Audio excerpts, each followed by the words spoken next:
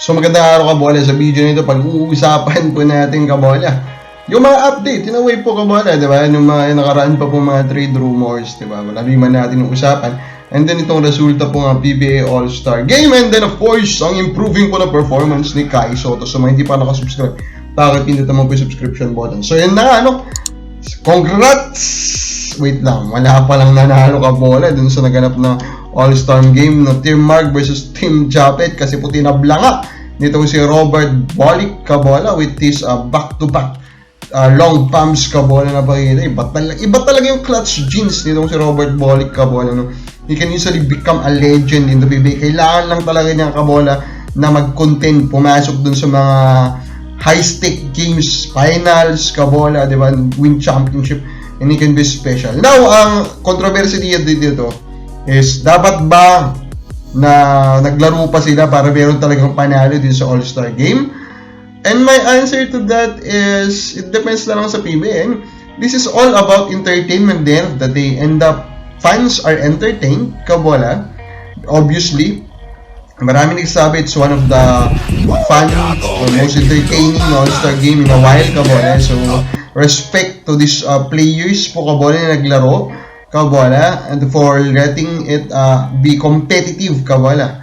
And that is very, very good in the eyes po of the fans. Now, Kai Sotto nga, nagpapakitang gilas ngayon. Sunod-sunod po, Kabola, yung mga pinapakita niyang magagandang laro, Kabola. Actually, sunod-sunod po, yung kanya pong double digits in points, Kabola. Meron siya current point na, na streak of double digits in points, and currently, it is around 8, I think, or nasa 7, Kabola. And currently, yung averages niya po na numbers is respectable.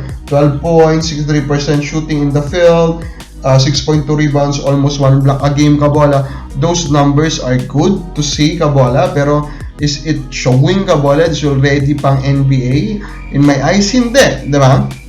Unfortunately, kahit pa sunod-sunod yung mga double-doubles niya, overall, if you look at those numbers na pinapakita, hindi pa po yan halimaw numbers. And if he is really pang NBA caliber na Kabola, dapat nag-ahalimaw talaga yung mga numero niya, di ba? Yung mga numero siya, Kabola, ng mga nagagawa po ni Fajardo dito sa PBA. Pero kung ganyan lang din naman po yung mga numero niya din dito sa Japan, Kabola, then malabo sa paningin ko, Kabola, na magkaroon talaga siya ng legit ulit na chance to reach the NBA. Pero of course, we are hoping that he continue to improve, Kabola. He continue to show that he is deserving, Kabola, of more playing time, more touches, so that he can further improve pa po yung numbers niya. Some comments na dapat pag-usapan.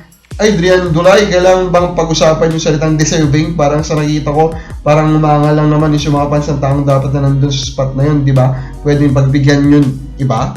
Sabi ng Kabola. Ikaw na mismo nagsabi, Sir Adrian, fans ng taong dapat na nandun. So at the end of the day, again, Kabola, the deserving po lahat po ng mga naboto. Kasi po, yun yung technical po na way to be part of the All-Star, Kabola. So, kung sino man yan, if he was voted, so he's deserving of that spot. Now, ito nga, balikan natin si Winston. If malala nyo, ito po yung nasa trading block na daw, Kabola, reported by Spin. And here are the top 3 teams that we think should consider trading for. Meralco Bolts, ang una dyan, Kabola. Bakit Meralco Bolts? Kasi he is an obvious fit with the current situation, di ba? There are also rumors surrounding Meralco Bolts na hindi daw nila kayang i-retain itong si Chris Newsom, Kabola. The risk of him leaving is very high. So how about trading for Winston, who could be their replacement of Newsom, Kabola? Then Magnolia Headsets, Kabola. If you look po kasi at the current guard rotation of Magnolia, medyo may katandaan na yung mga players other than Gio, Halalon, Kabola.